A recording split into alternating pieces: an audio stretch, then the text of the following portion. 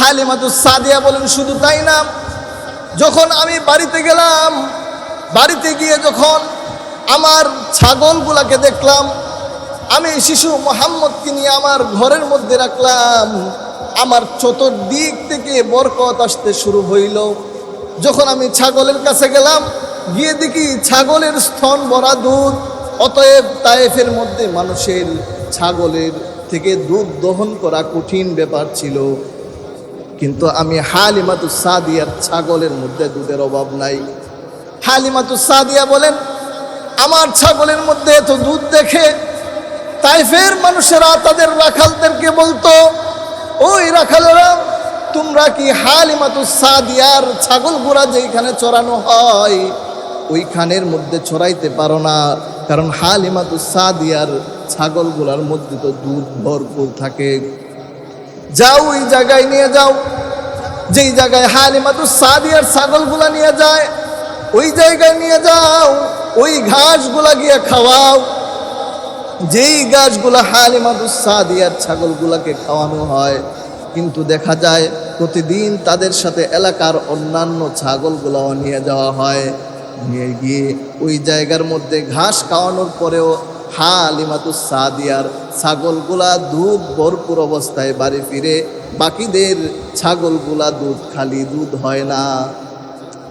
হালিমাতুস সাদিয়া রাদিয়াল্লাহু তাআলা আনহার এইভাবে ভরপুর বরকত অর্জন হতে থাকে। হালিমাতুস সাদিয়া বলেন, যখন শিশু মুহাম্মদের 4 বছর 5 বছর সময় হয়ে যায়, তখন ওই সন্তানকে ফিরিয়ে দেওয়ার একটা বয়স হয়, যে 4-5 বছর হইলে মা বাবার কাছে ফিরিয়ে দিতে হয়।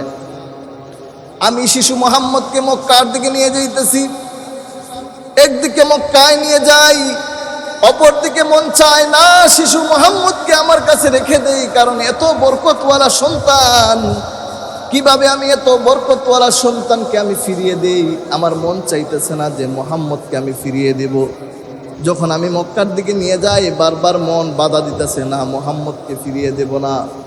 কিন্তু যখন নিয়ে গেলাম মা আমেনার কাছে, চেষ্টা করলাম মুহাম্মদকে আবার নিয়ে আসার জন্য, যে মুহাম্মদকে আমি আবার নিয়ে আসব, কারণ যদি মুহাম্মদকে দিয়ে দেই তাহলে তো আমার বরকত নষ্ট হয়ে যেতে পারে। হালিমাতুস সাদিয়া মক্কা নগরীতে গেলেন, গিয়ে মা আমেনাকে বলতেছেন, আমেনা, মক্কার মধ্যে তো বর্তমানে এক ধরনের খাত চলতেছে, দুর্ভিক্ষ চলতেছে, আপনি এক কাজ করেন, শিশু মুহাম্মদকে আমার কাছে দিয়ে দেন, আবার আরো কিছুদিন থাকুক। আমার এখানে থাকলে আরো সুঠাম দেহের অধিকারী হবে। এইদিকে মক্কা নগরীতে দুর্ভিক্ষ চলতেছে, খাবারের অভাব, কিন্তু আমার তায়েফে খাবারের অভাব নাই। এই ইস্যুতে হযরত হালিমাতুস সাদিয়া মা আমেনাকে বললেন। মা আমেনাও দেখলেন যে যদি মুহাম্মদকে মক্কায় রাখি তাহলে তো তার খাবার দাবারে কষ্ট হয়ে যাবে, যেহেতু তায়েফে নিয়ে যেতে চাইতেছে, দিয়ে দেই। মা আমেনা দিয়ে দিলেন শিশু মুহাম্মদকে। হালিমাতুস সাদিয়া বলেন, যখন দ্বিতীয়বার শিশু নবী মুহাম্মদকে আনলাম তখনই আমার সমস্যা হয়ে গেল। যখন দ্বিতীয়বার শিশু মুহাম্মদ আমার কাছে আসে, তখন আসার পর এমন এক ঘটনা হয়, বাধ্য হইয়া আমি আবার মা আমেনার কাছে ফিরিয়ে দেই। মালাইকাতুহু ইউসাল্লুনা আলান নবী ইয়া আইয়ুহাল্লাযীনা আমানু সাল্লু আলাইহি ওয়া সাল্লিমু তাসলিমা। মোহব্বতের সাথে দুরূদ ইব্রাহিম পড়ি। আল্লাহুম্মা সাল্লি আলা মুহাম্মাদিন ওয়া আলা আলি মুহাম্মাদ কামা সাল্লাইতা আলা ইব্রাহিম ওয়া আলা আলি ইব্রাহিম ইন্নাকা হামিদুম মাজিদ। اللهم بارك على محمد وعلى آل محمد كما باركت على إبراهيم وعلى آل إبراهيم إنك حميد مجيد। रहे मेरे मस्कन, रहे मेरे मस्कन, हवाली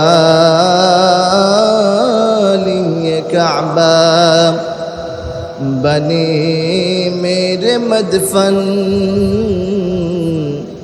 दियारे मदीना बलगल उला बिकमालिही, कशफत दुजा बिजमालिही, हसनत जमीउ खिसालिही, सल्लू अलैहि व आलिहि। अल्हम्दुलिल्लाह। আল্লাহ পাক রব্বুল আলামিনের দরবারে লাখো কোটি শুকরিয়া যে মহান রব্বুল আলামিন আমাদেরকে পবিত্র জুমার দিনে জুমা নামাজ আদায় করার উদ্দেশ্যে আল্লাহর ঘর মসজিদের মধ্যে আসা এবং বসার তৌফিক দান করেছেন। আল্লাহ তাআলার সবচাইতে বড় নিয়ামত, আল্লাহ পাক রব্বুল আলামিন আমাদেরকে মুসলমানের ঘরে সৃষ্টি করেছেন। আখিরি নবী, শ্রেষ্ঠ নবী, সৈয়দুল আম্বিয়া, সৈয়দুল মুরসালিন, শফিউল মুজনিবিন, রাহমাতুল লিল আলামিন মুহাম্মদ আরবি সাল্লাল্লাহু আলাইহি ওয়াসাল্লামের উম্মত হিসাবে সৃষ্টি করেছেন। তাই অন্তঃস্থল থেকে রব্বে কারিমের শুকরিয়া জ্ঞাপন করি, বলি আলহামদুলিল্লাহ। মোহতারাম হাজিরিন, ধারাবাহিকভাবে আমরা বিভিন্ন বিষয় নিয়ে আলোচনা করেছি। গত সপ্তাহে আলোচনা করেছিলাম আল্লাহ পাক রব্বুল আলামিনকে কিভাবে মহব্বত করতে হয়, আল্লাহর মহব্বত কিভাবে পেতে হয়, এই সংক্রান্ত বিষয়। তো পরিশেষে বলেছিলাম আল্লাহ তাআলা মহব্বত যদি পেতে হয়, আল্লাহ বলেন নবীর ইত্তেবা করতে, রাসূল সাল্লাল্লাহু আলাইহি ওয়াসাল্লামের অনুসরণ করে যারা চলবে তাদেরকেই আল্লাহ পাক রব্বুল আলামিন মহব্বত করবে।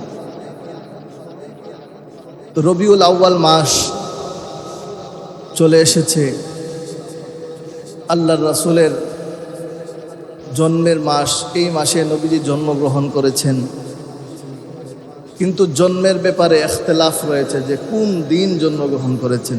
বাকি রবিউল আউয়াল মাসে সোমবার দিনে আল্লাহর রাসূল সাল্লাল্লাহু আলাইহি ওয়াসাল্লাম জন্ম নিয়েছেন দুনিয়ার মধ্যে।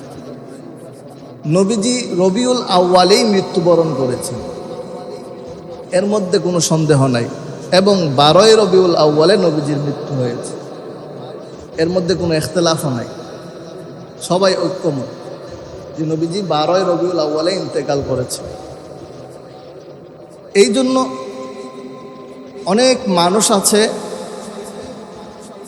যারা সুন্নি দাবি করে, অনেক বিদআতিরা আছে যারা 12 রবিউল আউয়াল আসলে পরে নবীর জন্ম দিবস পালন করে,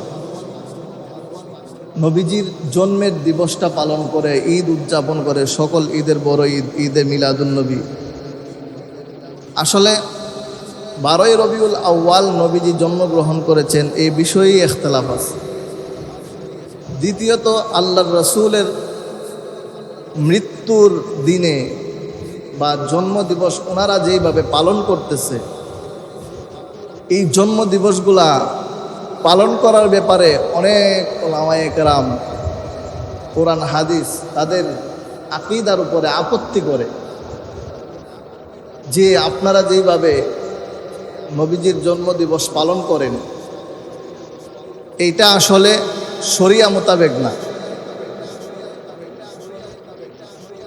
এই ধরনের কালচার আসলে নবীর শানে মানায় না। তারা যদি নবীর আগমনের ব্যাপারে, বিশ্বনবীর আগমন বলে মিছিল করে রাস্তায় রাস্তায়, বলে কি নবীর আগমন হয়েছে এই জন্য আমরা মিছিল করতেছি, এটা আমাদের ঈদ, আনন্দ। কিন্তু একই দিনে তো আল্লাহ রাসূল ইন্তেকাল করেছেন। যেমন তাদের আনন্দ করা উচিত, তেমন তো ওই দিনে শোকাহত হওয়া উচিত। কিন্তু তারা তো সুখের বিষয়টা নিতেছে না, অতএব আল্লাহ রাসূল দুনিয়াতে নাই। এই জন্য বিশুদ্ধ কথা, বিশুদ্ধ আকীদা এইগুলা জেনে দুনিয়ার মধ্যে চলা, এমন কিছু না করা যেটা আমি মনে করতেছি আসলে এটা নবীর শানে করতেছি, কিন্তু এটা শরীয়তের বিরুদ্ধে চলে যাইতেছে, আমার এই কাজটা ঠিক হইতেছে না কুরআন হাদিস মোতাবেক। আল্লাহর রাসূল সাল্লাল্লাহু আলাইহি ওয়াসাল্লাম জাহিলিয়াতের সময়ে, নবীজি জাহিলিয়াতের যুগে যখন মানুষ নিজের কন্যা সন্তানদেরকে মান সম্মানের ভয়ে জীবিত অবস্থায় তাদেরকে দাফন করে ফেলত, জীবিত চাপা মাটি দিয়ে ফেলত, যখন নারীদের কোনো মর্যাদা ছিল না, সম্মান ছিল না, নারীদেরকে মানুষ যেইভাবে ইচ্ছা ওইভাবেই ব্যবহার করত, যেই সময়ের মধ্যে নিম্ন শ্রেণীর মানুষদের কোনো গুরুত্ব কদর ছিল না, যারা উপরের শ্রেণীর ছিল তারা নিম্নদেরকে দেখতেই পারত না, গোলাম হিসাবে রাখত, বা জুলুম এর বর্বরতার যুগ ছিল। ওই সময়ে যারা একটু শক্তিশালী ছিল তারা দুর্বলদের উপরে জুলুম করে ওইগুলা চিনিয়ে নিয়ে আসত। একটা গোত্র অনেক শক্তিশালী, তো দুর্বল গোত্রের মধ্যে হামলা চালাইয়া তাদের সব লুটপাট করে নিয়ে আসত। এইরকম একটা বিশাল জাহিলিয়াতের যুগে আল্লাহ পাক রব্বুল আলামিন আমাদের নবী বিশ্বনবী মুহাম্মদুর রাসূলুল্লাহ সাল্লাল্লাহু আলাইহি ওয়াসাল্লামকে দুনিয়ায় পাঠিয়েছে। নবীজির জন্মটা অন্য কারো জন্মের মতো না। নবীজির জন্ম পালন করতে পারবেন না। একটা জিনিস, পালন বলতে কি বোঝায়? যেমন আমরা নবীর সুন্নত পালন করি, পাগড়ি নবীজির সুন্নত আমি মাথায় দিছি, মানে নবীর সুন্নতটা আমি পালন করতে পারছি। জুব্বা নবীর সুন্নত আমি গায়ে দিছি, তো নবীর সুন্নত পালন করতে পারছি। মেসওয়াক নবীর সুন্নত আমি মেসওয়াক করেছি, তো নবীর সুন্নত আমার দ্বারা পালন হয়েছে। কিন্তু নবীর জন্ম পালন করা কারো জন্য সম্ভব না। আল্লাহর রসুলের মাতা মা আমেনা বলেন যে হযরত মুহাম্মদুর রাসূলুল্লাহর যখন জন্ম হয় তখন আমি কোনো ধরনের কষ্টই অনুভব করি নাই।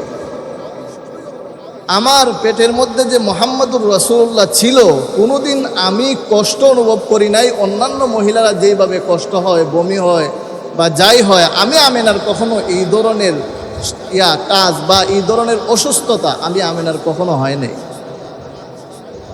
আল্লাহর রাসূল যেভাবে দুনিয়াতে আসছেন কষ্ট ছাড়া, মাকে কোনো কষ্ট দেন নাই, কষ্ট হয় নাই, এইরকম ভাবে দুনিয়াতে দ্বিতীয় কারো জন্ম হওয়া সম্ভব না। এই জন্য নবীর জন্ম দিবস পালন করা কারো জন্য সম্ভব না, কারণ নবীর জন্মটাই একটা অলৌকিক বিষয়। যখন আল্লাহর রাসূল জন্ম নিছেন তখন পারস্য সম্রাটের তার রাজপ্রাসাদের মধ্যে কম্পন সৃষ্টি হয়ে গেছে।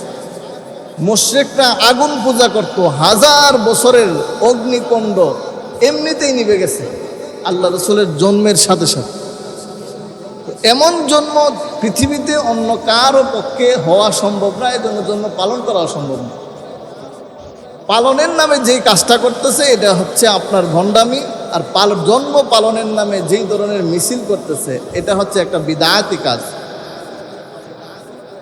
এইগুলো সাহাবায়ে কেরামও কোনোদিন করেন নাই, তাবেঈরাও করেন নাই। তবে তাবেঈরা করেন নাই, পৃথিবীর ইতিহাসে আল্লাহ রাসূলের পরে যত বড় বড় উলামায়ে কেরাম আসছেন, আল্লাহ রাসূলের অনুসারীরা আসছেন, তারা কখনো এই ধরনের জন্ম পালন করেননি। আল্লাহ পাক রব্বুল আলামিন দুনিয়ার মধ্যে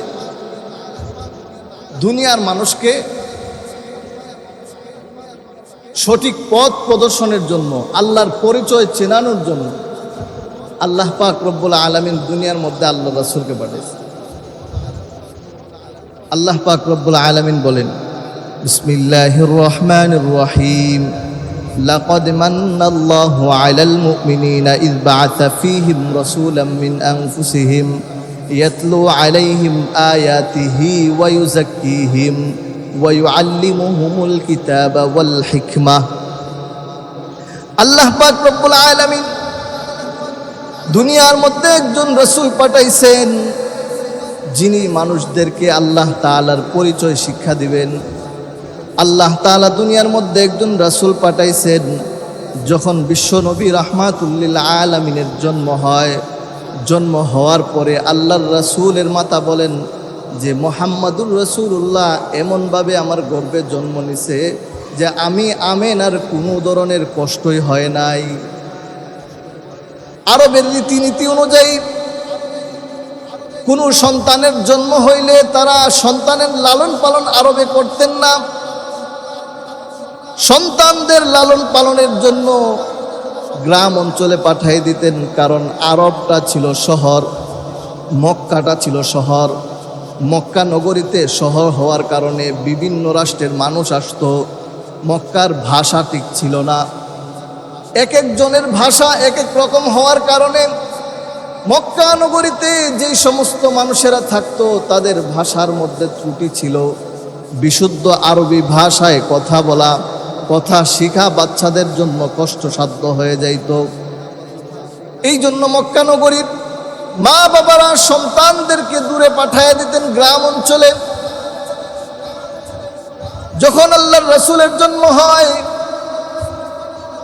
তখন তায়েফ থেকে একদল মানুষ সন্তান নেওয়ার জন্য মক্কা নগরীতে আসে, কারণ মক্কা নগরীর মানুষেরা থাকে ধনাঢ্য। গ্রামের মানুষদের থেকে ধনওয়ালা বেশি, সম্পদওয়ালা বেশি।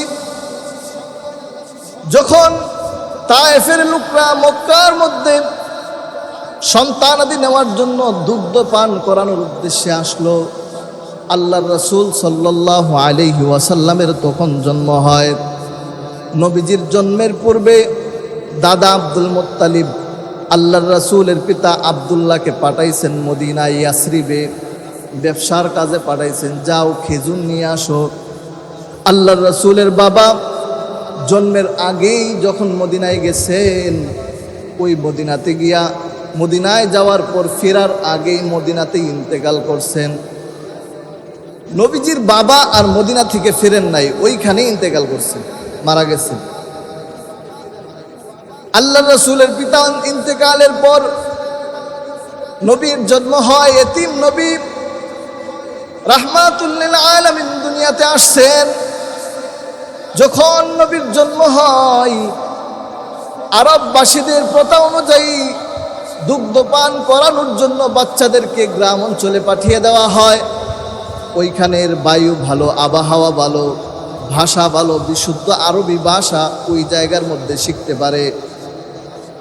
তায়েফ থেকে একদল লোক আসলো দুগ্ধপান করানোর জন্য, সন্তান নেওয়ার জন্য। কারণ যদি একজনের সন্তান নিয়ে যায়, মক্কা নগরী ধনাঢ্য এলাকা, মক্কা নগরীর থেকে একটা সন্তান নিয়ে গেলে তারা তাদের কাছ থেকে কিছু অর্থ, কিছু টাকা পয়সা নিয়ে যাইতে পারে, যার কারণে তারা লাভবান হয়। মক্কা নগরীতে একদল তায়েফ থেকে আসলো শিশু নেওয়ার জন্য। প্রত্যেকেই তাদের শিশু নিয়ে চলে যায়। টাকাওয়ালাদের যে আগে আসে, টাকাওয়ালা দেখে দেখে একজন করে শিশু নিয়ে চলে যায়। আমাদের নবী রাহমাতুল লিল আলামিন কেউ ওই জায়গায় নিয়ে গেছেন দাদা আব্দুল মুত্তালিব, যে কেউ নেয় কিনা দেখি। মক্কার সমস্ত শিশুদেরকে নিতে নিতে সব শিশুদের নিয়ে গেছে, কিন্তু রাহমাতুল লিল আলামিন এতিম নবী হওয়ার কারণে যখন মানুষ শুনে বাবা নাই, যখন শুনে ওই সন্তানটা এতিম, বাবা নাই, ওই সন্তানের বাবা নাই, সম্পদ নাই, এমন কথা শোনার পরে কোনো বাবা মা ওই এতিম সন্তানকে নেওয়ার জন্য সাহস করে না।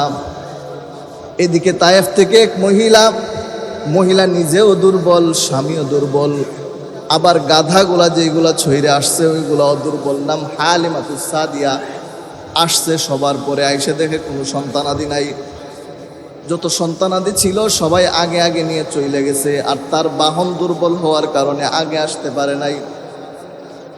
হালিমাতুস সাদিয়া রাদিয়াল্লাহু তাআলা আনহা আসলেন ইয়েতিম নবী রাসূল সাল্লাল্লাহু আলাইহি ওয়াসাল্লামকে, শিশু নবীকে দেখলেন। দেখার পর আল্লাহর রাসূলের চেহারার দিকে তাকানোর সাথে সাথে হালিমাতুস সাদিয়ার মায়া বেড়ে গেছে। আল্লাহর রাসূলের চেহারা দেখার পরে আর ওই চেহারা থেকে চোখ নড়াইতে মন চায় না। হালিমাতুস সাদিয়া এতিম নবীকে দেখার পর যখন শুনে এতিম, তখন স্বামীকে নিয়ে চলে যায়। চলে যাওয়ার পর খালি হাতে যাইতে মন চায় না, কারণ আল্লাহ পাক রব্বুল আলামিন হালিমাতুস সাদিয়ার কপালের মধ্যে নবীজিকে রেখেছেন। হালিমাতুস সাদিয়া স্বামীকে বলতেছে, স্বামী, এত দূর থেকে হেঁটে এত দূর থেকে আসলাম, তায়েফ থেকে মক্কায় আসলাম, এত দূরের পথ। সবাই সন্তান নিয়ে গেছে, কিন্তু আমি কোনো সন্তান না নিয়ে যাব, এটা কি হয়? হালিমাতুস সাদিয়া বলেন, চলেন, যেই সন্তান এতিম, অর্থ নাই, সম্পদ নাই, রিজিকের মালিক তো আল্লাহ, আল্লাহ তাআলা রিজিক দিবেন, চলেন ওই এতিম সন্তানটাকে আমরা নিয়ে যাই। হালিমাতুস সাদিয়ার কথায় স্বামী রাজি হয়ে গেছে। রাজি হয়ে যাওয়ার পর হালিমাতুস সাদিয়া মুহাম্মদুর রাসূলুল্লাহকে নিয়ে নিলেন। কোনো অর্থ নাই, সম্পদ নাই, অর্থ সম্পদ বিহীনভাবে খালি হাতে যাবে না, একটা শিশুকে নিয়ে যাব, এই জন্য আল্লাহ রাসূল। কিন্তু হালিমাতুস সাদিয়া তো জানে না যে আমি কি নিতেছি, আমার মধ্যে কি নিয়ামত আমি নিয়ে যেতেছি। যখন হালিমাতুস সাদিয়া বিশ্ব নবী রাহমাতুল লিল আলামিনকে নিলেন, নেওয়ার পরে তাঁবুতে গেলেন। তায়েফ থেকে আসার পর মক্কার দূরবর্তী একটা জায়গায় তাঁবু টানাইছেন। ওই তাঁবুর মধ্যে মুহাম্মদুর রাসূলুল্লাহকে নিয়ে গেছেন, শিশু নবীকে নিয়ে গেছেন। হালিমাতুস সাদিয়া বলেন, যখন আমি মুহাম্মদকে নিয়ে গেলাম, তাঁবুর মধ্যে প্রবেশ করলাম, আমি হালিমার স্তনের মধ্যে কোনো দুধ ছিল না, আমি হালিমার বুকের মধ্যে কোনো দুধ ছিল না। দুধ না থাকার কারণে আমার সন্তান আল্লাহর রাসূলের দুধ ভাই আরেকটা নবীর সমবয়সের ছিল, নাম আব্দুল্লাহ। হালিমাতুস সাদিয়া বলেন, আমার আব্দুল্লাহ দুগ্ধ পান করতে পারে নাই। আমি যখন তাঁবুতে গেলাম, আব্দুল্লাহ দুগ্ধ পান না করার কারণে সারা রাত, পূর্বের রাত্রিতে সারা রাত কান্না করেছে, আমাদেরকে ঘুমাতে দেয় নাই। খিদার তাড়নায় আব্দুল্লাহ ঘুমাইতে পারে নাই। কিন্তু শিশু মুহাম্মদকে যখন তাঁবুর মধ্যে নিয়ে গেলাম, তখন আমার স্তনটা দুধে ভরপুর হয়ে গেল। শিশু মুহাম্মদও মন ভরে দুধ পান করেছে, আমার সন্তান আব্দুল্লাহ মন ভরে দুধ পান করেছে। হালিমাতুস সাদিয়া বলেন, দুধ পান করার পর শান্তভাবে আব্দুল্লাহ আর মুহাম্মদ এমনভাবে ঘুমাইছে, আমার আব্দুল্লাহ এর পূর্বে এত শান্তভাবে ঘুমায় নাই। হালিমাতুস সাদিয়া বলেন, যখন আবার তায়েফের দিকে রওনা হই, যখন তায়েফের দিকে রওনা হলাম, তায়েফের ময়দানে চলে যাব, বাড়ির দিকে রওনা। আমাদের সাথে যারা আসছিল তারাও আমার আগে আগে রওনা হয়ে গেছে। আমি হালিমাতুস সাদিয়াও রওনা হয়ে গেলাম। রওনা হয়ে যাওয়ার পর যখন শিশু মুহাম্মদকে নিয়ে আমার ওই দুর্বল গাধাটার উপর উঠলাম, যেই দুর্বল গাধাটা দিয়ে আমি আসার সময় আসছিলাম, যেই দুর্বল গাধাটা নিয়ে আসার কারণে আমার ওই গাধার শক্তি কম থাকার কারণে, হাঁটায় কোনো স্পিড না থাকার কারণে আমার সাথীরা আমাকে ছেড়ে চলে আসছিল। আমার সাথের লোকেরা বলতেছে, তোমার গাধায় তো স্লো চলে, তারা বিরক্ত হচ্ছিল। ওই লোকেরা যখন আমার আগে চলে যায়, আমি শিশু মুহাম্মদকে নিয়ে গাধার উপরে উঠলাম। ওঠার পর আমার গাধার স্পিড এতটাই বেড়ে গেল যে আমার সাথী যারা ছিল তাদেরকে ছাড়াইয়া আমার গাধার স্পিড আরো বেড়ে গেছে, যে আমি তাদেরকে পার হয়ে আরো দূরে চলে গেলাম। আমার সাথে যারা আসছে বলতেছে, হালিমা, এই গাধাটা কি ওই গাধা যেই গাধাটা তুমি আসার সময় নিয়ে আসছিলা? হালিমাতুস সাদিয়া বলে, হে, এটা ওই গাধা যেটা আমি আসার সময় আসছিলাম। শিশু মুহাম্মদের বরকতে আল্লাহ পাক রব্বুল আলামিন আমার গাধার মধ্যেও বল দিয়ে দিয়েছেন। হালিমাতুস সাদিয়া বলেন শুধু তাই না, যখন আমি বাড়িতে গেলাম, বাড়িতে গিয়ে যখন আমার ছাগলগুলাকে দেখলাম, আমি শিশু মুহাম্মদকে নিয়ে আমার ঘরের মধ্যে রাখলাম, আমার চতুর্দিক থেকে বরকত আসতে শুরু হইল। যখন আমি ছাগলের কাছে গেলাম, গিয়ে দেখি ছাগলের স্তন ভরা দুধ।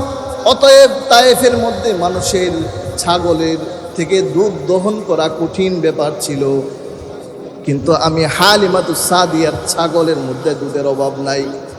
হালিমাতুস সাদিয়া বলেন আমার ছাগলের মধ্যে এত দুধ দেখে তাইফের মানুষেরা তাদের রাখালদেরকে বলতো, ওই রাখালেরা, তোমরা কি হালিমাতুস সাদিয়ার ছাগলগুলা যেখানে চড়ানো হয় ওইখানের মধ্যে চড়াইতে পারো না? কারণ হালিমাতুস সাদিয়ার ছাগলগুলার মধ্যে তো দুধ ভরপুর থাকে। যাও ওই জায়গায় নিয়ে যাও, যেই জায়গায় হালিমাতুস সাদিয়ার ছাগলগুলা নিয়ে যায় ওই জায়গায় নিয়ে যাও, ওই ঘাসগুলা গিয়ে খাওয়াও। যেই ঘাসগুলা হালিমাতুস সাদিয়ার ছাগলগুলাকে খাওয়ানো হয়, কিন্তু দেখা যায় প্রতিদিন তাদের সাথে এলাকার অন্যান্য ছাগলগুলাও নিয়ে যাওয়া হয়। নিয়ে গিয়ে ওই জায়গার মধ্যে ঘাস খাওয়ানোর পরেও হালিমাতুস সাদিয়ার ছাগলগুলা দুধ ভরপুর অবস্থায় বাড়ি ফিরে, বাকিদের ছাগলগুলা দুধ খালি দুধ হয় না।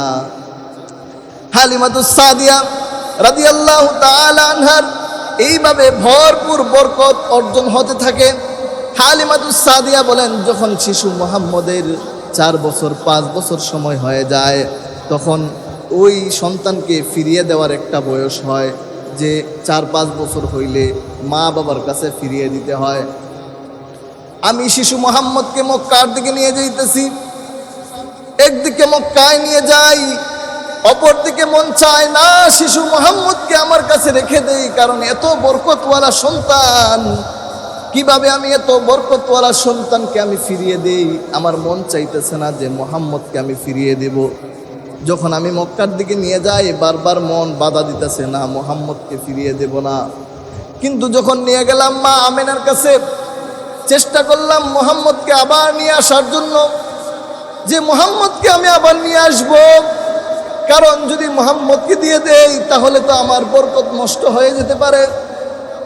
হালিমাতুস সাদিয়া মক্কা নগরীতে গেলেন, দিয়ে মা আমেনাকে বলতেছেন, আমেনা, মক্কার মধ্যে তো বর্তমানে এক ধরনের খাত চলতেছে, দুর্ভিক্ষ চলতেছে, আপনি এক কাজ করেন, শিশু মুহাম্মদকে আমার কাছে দিয়ে দেন, আবার আরও কিছুদিন থাকুক, আমার এখানে থাকলে আরো সুঠাম দেহের অধিকারী হবে। এইদিকে মক্কা নগরীতে দুর্ভিক্ষ চলতেছে, খাবারের অভাব, কিন্তু আমার তায়েফে খাবারের অভাব নাই। এই ইস্যুতে হযরত হালিমাতুস সাদিয়া মা আমেনাকে বললেন, মা আমেনাও দেখলেন যে যদি মুহাম্মদকে মক্কায় রাখি তাহলে তো তার খাবার দাবারে কষ্ট হয়ে যাবে, যেহেতু তায়েফে নিয়ে যেতে চাইতেছে, দিয়ে দেই। মা আমেনা দিয়ে দিলেন শিশু মুহাম্মদকে। হালিমাতুস সাদিয়া বলেন, যখন দ্বিতীয়বার শিশু নবী মুহাম্মদকে আনলাম তখনই আমার সমস্যা হয়ে গেল। যখন দ্বিতীয়বার শিশু মুহাম্মদ আমার কাছে আসে, তখন আসার পর এমন এক ঘটনা হয়, বাধ্য হইয়া আমি আবার মা আমেনার কাছে ফিরিয়ে দিই। দ্বিতীয়বার যখন হযরত হালিমাতুস সাদিয়া মুহাম্মদুর রাসূলুল্লাহকে আনলেন, আনার পর আল্লাহর রাসূলের বক্ষ বিদারণ হয়েছে। দ্বিতীয়বার আল্লাহ রাসূলের বক্ষ বিদারণ হয়েছে, অর্থাৎ বাচ্চাদের সাথে যখন আল্লাহ রাসূল সাল্লাল্লাহু আলাইহি ওয়াসাল্লাম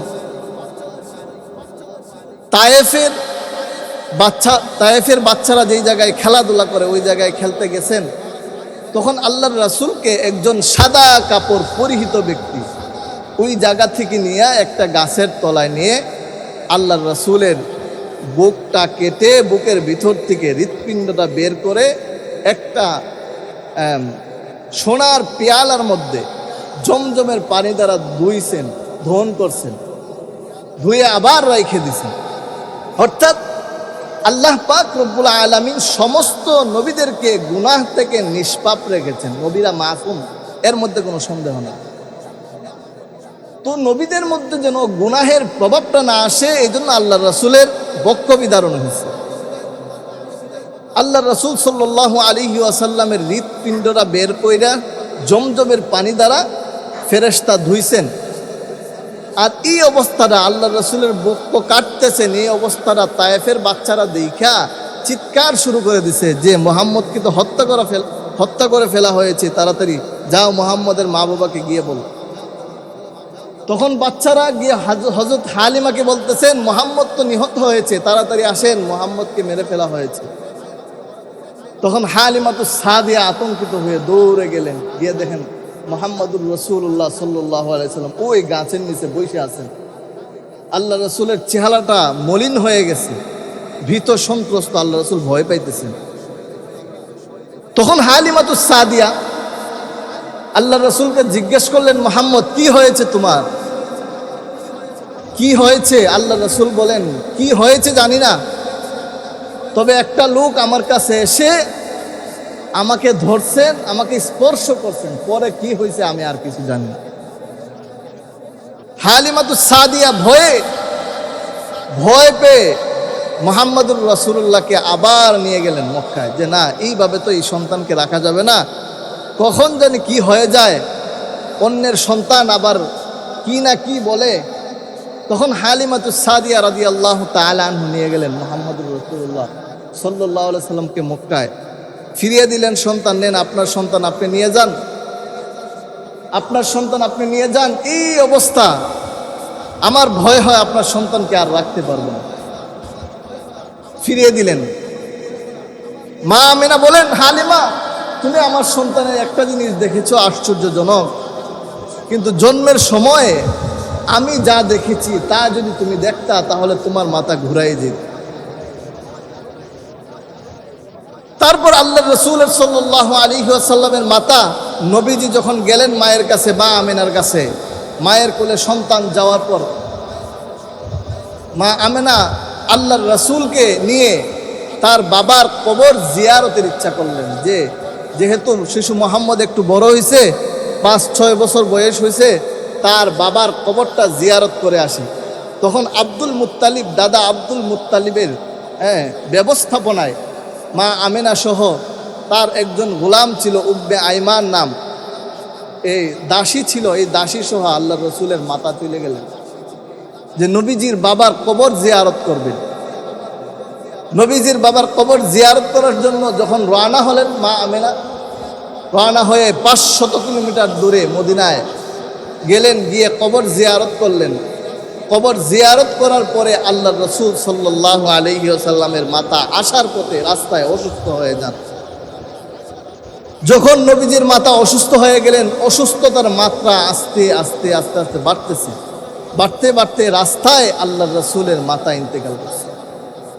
রাস্তার মধ্যে নবীজির মা মারা গেছেন, ওই জায়গায় আল্লাহ রসুল সাল্লাল্লাহু আলাইহি ওয়াসাল্লাম এতিম হয়ে যান। ওই জায়গায় আল্লাহ রসুল সাল্লাল্লাহু আলাইহি ওয়াসাল্লাম এতিম হয়ে যান। উম্মে আইমান আল্লাহ রসুল সাল্লাল্লাহু আলাইহি ওয়াসাল্লামকে মক্কায় নিয়ে আসেন। নিয়ে আসার পর আল্লাহ রসুল সাল্লাল্লাহু আলাইহি ওয়াসাল্লামের দায়িত্ব, শিশু নবীর দায়িত্ব তার দাদা আব্দুল মুত্তালিব শিশু নবীর দায়িত্ব নেন, যে নবীজির লালন পালনের দায়িত্ব আব্দুল মুত্তালিবের কাছে চলে যায়। আব্দুল মুত্তালিব এরকম হয়েছে যে পিতা মাতা মারা যাওয়ার পর বেশি মহব্বত করা শুরু করছে। নবীজিকে আব্দুল মুত্তালিব কেমন মহব্বত করতেন? পিতা মাতার ইন্তেকালের পর মক্কা নগরীর কাবা শরীফের সামনে আব্দুল মুত্তালিব বিচার করতেন। একটা চেয়ার ছিল আব্দুল মুত্তালিবের। আব্দুল মুত্তালিব ছিল মক্কা নগরীর বিচারক। কাবার পাশে একটা চেয়ার ছিল আব্দুল মুত্তালিবের, যে ওই চেয়ারে বসে বিচার করতেন। তার পাশে আরেকটা জায়গা ছিল যেখানে কেউ বসতো না। আব্দুল মুত্তালিবের 10 সন্তান ছিল, কোনো সন্তানই ওই জায়গার মধ্যে বসতেন না, কারণ বাবার সন্তানে কেউ ওই জায়গায় বসার সাহস পর্যন্ত করত না। কিন্তু শিশু নবী মুহাম্মদ সাল্লাল্লাহু আলাইহি ওয়াসাল্লাম ওই জায়গায় বসতেন। কিন্তু মাঝে মাঝে আব্দুল মুত্তালিবের সন্তানেরা শিশু নবীকে ওই জায়গা থেকে বসা থেকে বিরত রাখতেন, সরায়ে নিয়ে আসতেন, যেখানে বসা যাবে না বাবার সম্মানে। কিন্তু যখন আব্দুল মুত্তালিব উপস্থিত থাকতেন, তখন আব্দুল মুত্তালিব ওই শিশু নবীকে কেউ যদি বসা থেকে বিরত রাখতো, তখন আব্দুল মুত্তালিব বলতেন, না, মুহাম্মদকে এখানে বসতে দাও। আব্দুল মুত্তালিব বলেন, কারণ মুহাম্মদ তোমাদের মতো আর অন্যদের মতো সাধারণ কোনো শিশু নয়। মুহাম্মদ সাধারণ কোনো সন্তান নয়। আব্দুল মুত্তালিব বলেন যে মুহাম্মদ এমন এক সন্তান, আমার কাছে সব শিশুদের মতো মনে হয় না, তাকে আলাদা একটা শিশু মনে হয় সে বড় হলে বহুত বড় নেতৃত্ব দেনেওয়ালা একজন ব্যক্তি হবে। আব্দুল মুত্তালিব পাশে বসাইতেন। নিজের সন্তানদের চাইতেও, সমস্ত সন্তানদের চাইতে আব্দুল মুত্তালিব আল্লাহ রসুলকে বেশি মহব্বত করতেন। কিন্তু যখন আল্লাহ রসুলের 8 বছর বয়স হয়, নবীজির বয়স 8 বছর হওয়ার সময় আব্দুল মুত্তালিবও দুনিয়া থেকে চলে যান, দাদাও মারা যান। এখন এই দায়িত্ব কার কাছে দিবেন? এই দায়িত্ব কে দিবে? এই দায়িত্ব কার হাতে দিবেন? নবীজিকে লালন পালন করার দায়িত্বটা কে নিবে? আল্লাহ রাসূলকে লালন পালন করার দায়িত্ব আব্দুল মুত্তালিব মৃত্যুর আগে তার সন্তানদেরকে যাচাই বাছাই করলেন, কোন সন্তানের হাতে দেওয়া যায়। ওসিয়ত করার সময় আবু তালিবকে ওসিয়ত করলেন। কেন ওসিয়ত করলেন আবু তালেবকে?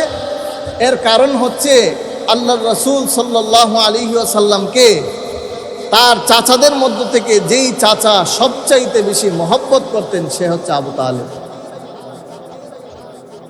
আব্দুল মুত্তালিবের সন্তানদের মধ্যে সবচাইতে বেশি যেই সন্তান শিশু মুহাম্মদকে মহব্বত করত, তার নাম হচ্ছে আবু তালেব। এই জন্য মৃত্যুর আগে আব্দুল মুত্তালিব আবু তালেবের হাতে ওসিয়ত করে গেছেন যে তুমি আমার মুহাম্মদকে দেখে রাখবা।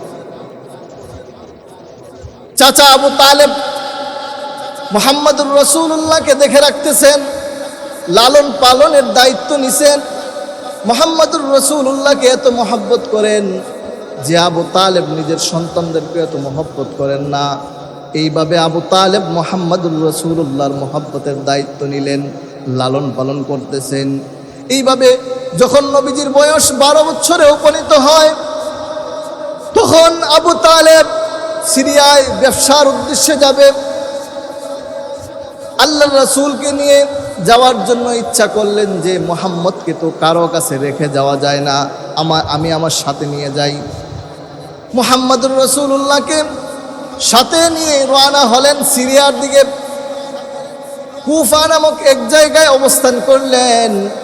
যখন কুফা নামক জায়গায় অবস্থান করলেন, তখন কুফায় একটা গির্জা ছিল রাস্তার পাশে। ওই গির্জার মধ্যে এক পাদ্রী অনেক বছর ধরে, দীর্ঘদিন ধরে অপেক্ষা করতেছে যে চাচা আবু তালেবের সাথে আখিরি নবী মুহাম্মদুর রাসূলুল্লাহ সিরিয়ায় গমন করবেন। আর ওই পাদ্রীর নাম হচ্ছে বুহাইরা রাহেব। যখন ওনারা কুফায় গিয়ে অবস্থান করলেন, ওই পাদ্রী আসলো ওনাদেরকে মেহমানদারি করানোর জন্য। কাফেলার মধ্যে শিশু মুহাম্মদের দিকে তাকাইয়াই ওই পাদ্রী চিনে ফেললো যে উনি মুহাম্মদুর রাসূলুল্লাহ। অনেক সুন্দর আপ্যায়ন করলেন সকলকে। আবু তালেব বলল, এর পূর্বে কখনো কোনো ব্যক্তি গির্জা থেকে বের হয়ে এরকম আপ্যায়ন করে নাই, এই প্রথম একজন লোক আপ্যায়ন করতেছে।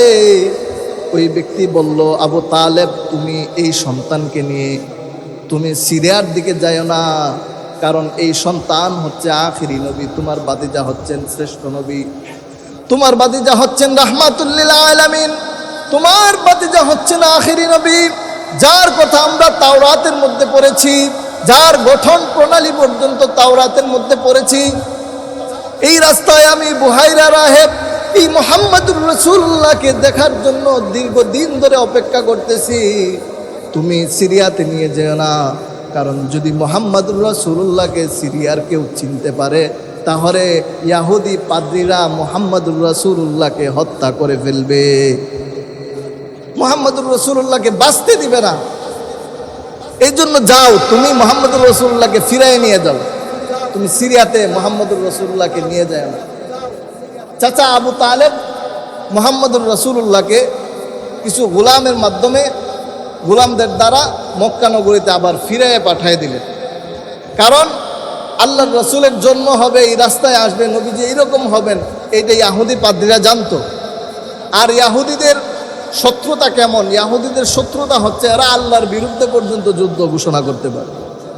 দুনিয়াতে মুসলমানদের প্রতি কেন এদের জিদ? আজকে থেকে নয়, যত নবী রাসূল আসছেন দুনিয়াতে, যত নবীরা আল্লাহ প্রদত্ত আল্লাহর পক্ষ থেকে আসছেন, প্রত্যেক রাসূলের বিরুদ্ধেই তারা লাগছে, সবার পিছনে লাগছে। ঈসা আলাইহিস সালামের পিছনে ইয়াহুদিরা লাগছে, মুহাম্মদুর রাসূলুল্লাহর পিছনেও লাগছে। কেন? আল্লাহ কেন তাদের বংশ থেকে পাঠাইলেন না শেষ নবীকে? এই জন্য আল্লাহর সাথে জিদ। এরা আল্লাহর থেকেও বড় পণ্ডিত মনে করে নিজেদের, এরকম শত্রু। এই জন্য দুনিয়ার মধ্যে আল্লাহর সিদ্ধান্ত সবচাইতে বড় সিদ্ধান্ত। কারণ আসমান আল্লাহর, জমিন আল্লাহর, সব কিছু আল্লাহ, জান্নাত আল্লাহর, জাহান্নাম আল্লাহর। কিছু মানুষ আছে আবেগ প্রবণতা দেখাইতে গিয়া আল্লাহর বিশেষত্ব কিছু জিনিসকে ঠিক ছোট কইরা নিজের ব্যক্তিত্বকে বা নিজের পরিবেশকে, নিজের দেশকে বড় করে ফেলে। আমরা তো দেখছি, সাধারণ একটা কথা বলি, 24-এ আমাদের একটা আন্দোলন হয়েছে, আন্দোলনের মধ্যে অনেকেই শহীদ হয়েছে, দেশ একরকম এক পর্যায়ে পরিবর্তন হয়েছে, সরকার পরিবর্তন হয়েছে, আপনার ক্ষমতা হস্তক্ষেপ হয়েছে। এই আন্দোলনের পরে অনেকেই দেশ সম্পর্কে, দেশ নিয়ে গান লেখছে, অনেক কিছু লেখছে। তো এক কবি বা শিল্পী যেই হোক না কেন, সে যদি মুসলমান হয়ে এই গানটা লেখা থাকে, তাহলে তার ইমানের মধ্যে অনেক দুর্বলতা আছে।